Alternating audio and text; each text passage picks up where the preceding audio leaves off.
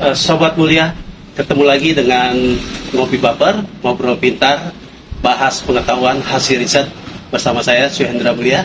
Kita akan memasuki pusat riset arkeometri. Nanti kita akan ketemu dengan Pak Ruli, salah satu peneliti di bidang arkeometri.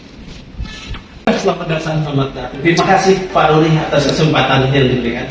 Ya, lagi sibuk apa gimana? Kebetulan habis ada acara commemoration dari ulang tahun Homo floresiensis di kawasan sains RK Suyono sekarang namanya. Oh gitu. Baru saja diresmikan oleh Pak. Berarti ada perubahan nama ya? Iya. Itu sebagai apa ya nanti dari sisi nanti perubahan nama ini apakah ada pengaruhnya? Kita berharapnya sih kalau dulu kan ini masih jadi CWS terus ada ya kita bekerja sharing dengan yang lain akan masih sharing tapi dengan adanya perubahan nama itu kepala pusat kami itu akan membawa perubahan akan menggunakan aktivitas analisis yang sifatnya analisis yang umum biasanya kita lakukan sih sebelum kita terintegrasi dengan misalnya analisis satu-satuan, analisis yang tidak membutuhkan satu rangkaian peralatan atau instrumen yang spesifik, instrumen yang sangat-sangat yang ringan saja analisis. Dari hasil temuan itu kira-kira anak-anak muda gimana untuk terkait ini? Kita untuk sobat mulia yang kalangan muda nih terutama nih. Nah kira-kira antusias ke depannya ini. Sebenarnya dengan beberapa program di BRIN ya Pak, kita Ya. tahu kan ada Eka Belajar, terus ada program magang juga di BRIN ya.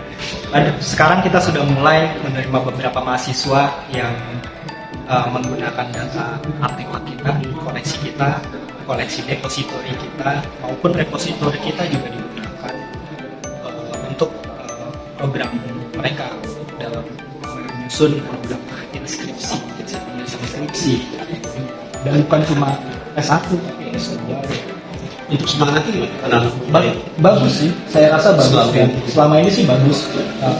Kita lihat program seperti yang tadi kita lakukan nih, acara peringatan penemuan floresiensis 20 tahun penemuan floresiensis. Kita ada mahasiswa dari Universitas Indonesia, perwakilan yang datang ke kawasan sains Suyono sampai akhir. Kemudian kalau kita lihat juga dari peserta yang ada di Zoom, ada di YouTube, itu sangat interaktif sekali. Jadi ada pertanyaan-pertanyaan dari anak-anak muda yang penasaran sih sebenarnya, berangkat dari penasaran. Kalau dari kuriositas ada, biasanya kan dari penasaran itu muncul pertanyaan-pertanyaan. Kalau dari bisa menilai semangat keilmuan, kira-kira ketertarikan keilmuan terhadap arkeologi sini, ya arkeologi ataupun arkeometri ini seperti apa? Arkeologi itu kan hal yang kalau bisa dibilang dalam tanda petik ilmu yang seksi ya, ilmu yang menarik. Siapa sih yang enggak tertarik tentang mengetahui satu asal usul, origin, yang kedua identitas kita sebagai satu bangsa Pak, ya, secara ideologis gitu. Mungkin kita akan bertanya dari mana sih kita, leluhur kita dari mana sih, terus apa sih, kenapa sih mereka bisa bangun gitu, kenapa, terus kenapa sih bisa begitu, bagaimana masuk ke Indonesia leluhur kita, pasti ada pertanyaan-pertanyaan kayak gitu yang awalnya sih penasaran. Saya rasa itu salah satu antusiasme yang perlu disambut baik oleh para riset. Nah, ini kan Pak Ruli itu pusat riset arkeometri. Korelasi atau ya mungkin sobat mulia ini belum mengetahui ini mungkin arkeometri itu apa ya? Iya, apa ini arkeometri gitu. Mungkin biar beliau atau sobat mulia ini bisa mengetahui seperti apa keilmuan dari arkeometri. Jadi arkeometri itu sebenarnya kajian arkeologi sama mempelajari kebudayaan manusia masa silam melalui artefaknya Pak. Tapi ada tapinya nih Pak. Itu ada banyak pendekatan kuantitatif di sini. Ada pendekatan sains, hard science di dalamnya. Misal sebagai contoh, kita tidak hanya mempelajari artefak itu apa, atau itu digunakan untuk apa. Tapi kita semakin dalam ke soal bahan dari artefak itu. Artinya kita mempelajari nature dari artefak itu, kemudian lingkungan dari artefak itu kan untuk merekonstruksi apa, karena kita berusaha membuat satu rekonstruksi yang lengkap, manusianya, lingkungannya, dan kebutuhan. Itu 3 hal yang tidak bisa dilepaskan, Pak. Bagaimana satu kesatuan ya, dan membuka ruang untuk kolaborasi. Karena kita berkolaborasi misalnya dengan Ederan, misalnya dengan Batan untuk pertanggangan, untuk analisis isotop stabil, itu bisa kita lakukan. Kemudian dengan pusat riset maritim misalnya, kita bisa menggunakan peralatan-peralatan yang dimiliki oleh pusat riset lainnya dan berkolaborasi untuk menghasilkan satu rekonstruksi yang utuh tentang masa lalu yang atau bangsa Indonesia. Kalau dari sisi remaja ya, anak-anak muda lah khususnya, kira-kira mereka yang tertarik ingin magang atau ingin mengetahui itu seperti apa ya, yang kira-kira anak-anak kaum muda ini, sobat muda-mudi ini bisa tahu gitu bagaimana. Sebenarnya akses informasi ya Pak ya, dan kita beruntung sekarang dengan digital kayak ini sekarang kan, dan ya kita masih ada tim kita yang berusaha untuk mengemas satu konten media yang sifatnya memberikan informasi hasil riset, dan itu kita harapkan sih dengan kita juga dari pusat riset tetap fungsi itu diseminasi kepada masyarakat khususnya kalangan muda. Melalui platform media sosial kita udah banyak, dan saya rasa itu jadi satu jalan kita untuk membentuk kalangan muda sebenarnya untuk menarik ke sejarah. Saya rasa bukan satu hal yang cukup sulit ya, karena memang seperti yang saya katakan tadi, ini satu hal yang menarik. Ini kegiatan yang ini ya, tadi peresmian RP Suyono ya. Kawasan Sains RP Suyono. Kawasan Sains RP Suyono. Nah ini mungkin bisa disampaikan Pak Ruli, kira-kira temuan dari mana nih kira-kira kita bisa? Ya, ini yang eksibisi yang kita lakukan ini, satu, kita menampilkan replika hasil dari rekonstruksi manusia Homo floresiensis yang ukuran tinggi tubuhnya ya sekitar 1 meter, sangat tinggi, dan ini hasil rekonstruksi dari National History Museum dari Jepang. Ini salah satu versi dari rekonstruksi Homo floresiensis yang kita punya, hasil kerjasama riset masa lalu ketika kita masih di pusat penelitian Indonesia.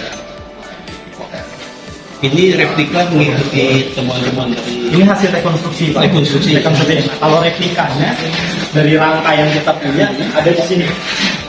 Nah, ini koleksi yang bisa disentuh tadi oleh masyarakat. Ada guru juga tadi di sini, Asosiasi Guru Sejarah Indonesia, anak-anak muda. Tadi guru muda nih, gurunya tertarik, dan ada beberapa mahasiswa juga yang datang dari Ikatan Ahli Arkeologi Indonesia juga datang ke diskusi. Dan ini yang bisa disentuh sehingga tidak banyak orang yang tahu bahwa fluorescensis ini, misalnya kita jelaskan dia punya beberapa patologi. Inilah arkeometri, Pak. Arkeometri itu kita belajar bioarkeologi juga, kita mengkaji bioarkeologi, bagaimana struktur kerangka manusia, bagaimana dia dikubur, dan kita tentunya mempelajari morfologi tengkorak, morfologi semua elemen rangka dari Homo floresiensis ini. Misalnya kita tahu dia punya patologi, dia punya kelainan, gejala, cedera yang sembuh misalnya di bagian ini, dan ini direkonstruksi, diwujudkan di rekonstruksi dari replika yang kita punya ini, kita wujudkan di manekin mungkin ya Pak ya, tapi manekin saintifik. Kita bisa tunjukkan di situ bahwa dia punya luka di tangan. Kalau ini udah lengkap dulu Pak. Ini untuk satu hominin purba termasuk Lengkap. beruntungnya itu. Menariknya dia lengkap, punya dari kranial hingga postkranial, bagian bawah, tengkorak, dan tengkorak. Bunda ini kebetulan yang pertama kali ya riset Indonesia. Ketiganya datang hari ini, sudah 3 hari kita melakukan acara peringatan penemuan Homo floresiensis ini, dan kita berdiskusi Pak. Jadi bukan cuma dengan peneliti di dalam negeri, mancanegara. Kita punya dari 6 negara, dari 4 kontinen yang berbeda, 4 benua berbeda. Temuan ini, itulah kolaborasi Pak. Tapi respon dari negara-negara ini beda. Yuk, karena kita mengundang mereka sebagai narasumber pembicara, dan mereka secara sukarela dengan format yang tidak begitu ilmiah sebenarnya kita lakukan. Jadi selain komunitas akademisi, komunitas umum publik banyak menikmati. Ya, sobat mulia, mungkin sudah ada beberapa penjelasan mungkin terkait temuan ini. Mungkin sobat mulia yang tertarik atau mendalami atau saat ini sedang berpendidikan atau melakukan pendidikan ya tentang sejarah, mungkin bisa berkolaborasi ya, atau bisa untuk riset bersama dengan BRIN ya. Kebetulan ada Berbagai skema yang ada ya Pak ya. ya, betul. Jadi skema-skema yang ditawarkan oleh BRIN itu seperti apa, nanti bisa sobat mulia bisa mengikutinya. Mungkin harapan dari Pak Ruli terhadap anak-anak muda ini? Sebenarnya kalau Terutama anak pendidikan ya, yang lagi menempuh pendidikan ya, Iya. anak muda jangan sampai lupa sama sejarah, karena lewat sejarah kita bisa tahu siapa kita, dari mana kita berasal, siapa kita sekarang, dan akan kemana kita nanti. Jadi proyeksinya arkeologi itu menarik lah. Kenapa? Karena berangkat dari masa lalu, tiba di kekinian. Karena berbagai persoalan bangsa ini sebenarnya saat ini mungkin terjadi di masa lalu, dan kita bisa belajar kan dari masa lalu. Dan itu kita berproyeksi ke masa depan. Jadi kita melihat masa depan, kemudian melihat ke belakang sebentar untuk melaju pesat kayak panah. Harus ke belakang, untuk melaju.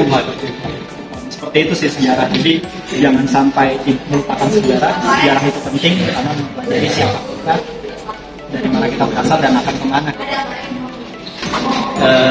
Bicara tentang sejarah yang akan disampaikan, ini ada dari mahasiswa. Iya, Mbak Amara dari arkeologi. Nah, beliau sudah mengikuti atau hadir dalam pertemuan seminar yang diadakan oleh BRIN.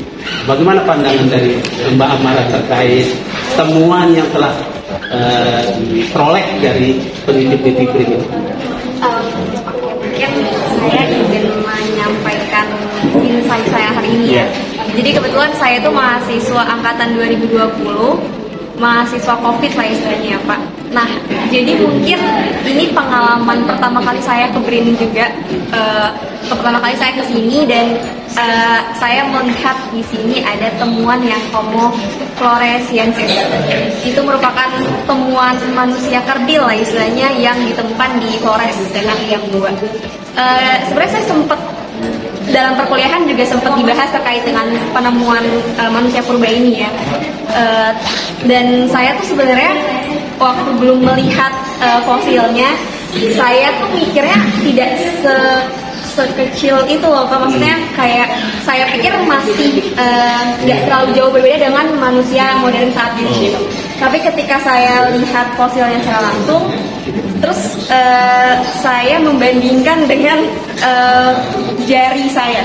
Jadi jari kelingking saya itu ternyata jari kakinya manusia Homo floresiensis. Dan itu merupakan hal yang baru dan menyenangkan sih menurut saya, karena sebagai arkeologi gitu, maksudnya mahasiswa arkeologi, saya kan harus turun langsung ke lapangan ya, dan ini tuh pengalaman yang sangat menarik banget, dan saya bersyukur sekali karena KAMA FIB ini tuh diundang untuk hadir pada kegiatan hari ini. Apa yang membuat tertarik Mbak Amara itu untuk menekuni pendidikan arkeologi sejarah? Oh, kalau saya pribadi, apa yang membuat saya tertarik? mungkin ini ya Pak, ketika saya melihat tinggalan-tinggalan arkeolog, kayak tinggalan-tinggalan seperti alat litik atau misalnya fosil-fosil hewan dan manusia, saya tertarik untuk melihat bagaimana sebenarnya rekonstruksi kehidupan mereka. Apalagi mereka kan tinggal di gua-gua, dan kan saya pernah sekali mengunjungi gua-gua yang ada di Maros Pangkep. Nah itu tuh saya melihat gua-gua itu takjub banget karena dari zaman purba ternyata gua itu tuh dimanfaatkan sebagai tempat mereka berlindung, dan mereka juga punya apa ya, sistem penempatan gitu. Jadi kayak mereka makan di mana, tidur di mana, buat perapian di mana, dan itu membuat saya semakin tertarik lagi dengan arkeologi itu sendiri. Menarik ya, Iya. dari awal kisahnya ini ya. Terus kira-kira ya satu kata untuk para yang menuntut pendidikan ataupun anak-anak muda lah, kira-kira untuk mempelajari sejarah. Mungkin kalau kata-kata untuk teman-teman yang sedang menempuh pendidikan, baik itu arkeologi ataupun pendidikan sejarah, saya cuma mengucapkan semangat, karena mempelajari sejarah itu memang sulit, dan mungkin dianggap remeh oleh beberapa orang karena kita cuma belajar arkeologi. Padahal sebenarnya arkeologi itu adalah satu hal yang dapat dieksplor lebih. Kita bisa mendapatkan cerita-cerita baru, pengalaman baru, dan menurut saya arkeologi ataupun sejarah itu juga penting untuk kehidupan di masa ini maupun di masa depan. Tanpa arkeolog tidak akan ada sejarah, maksudnya orang-orang tidak akan mampu melihat dan merekonstruksi kehidupan di masa lalu. Oke, sobat kuliah, kita sudah mendapatkan insight dari salah seorang mahasiswi yang belajar. Nah, jadi mungkin sobat kuliah nanti bisa mengikuti jejak ini. Pak Arma ini istilahnya cukup menarik, tertantang dari pengalaman pribadi beliau. Untuk itu mungkin pelajarinya dan menekuninya secara serius dan untuk mendapatkan pengetahuan. Ya, sobat kuliah, sekian dulu untuk pertemuan kita untuk membahas terkait pengetahuan hasil riset ini, khususnya tentang sejarah yang sudah disampaikan oleh Pak Andi. Mungkin sobat kuliah bisa dapat mempelajari lebih lanjut atau berkolaborasi dengan tim BRIN, tetapi dengan skema-skema yang ada.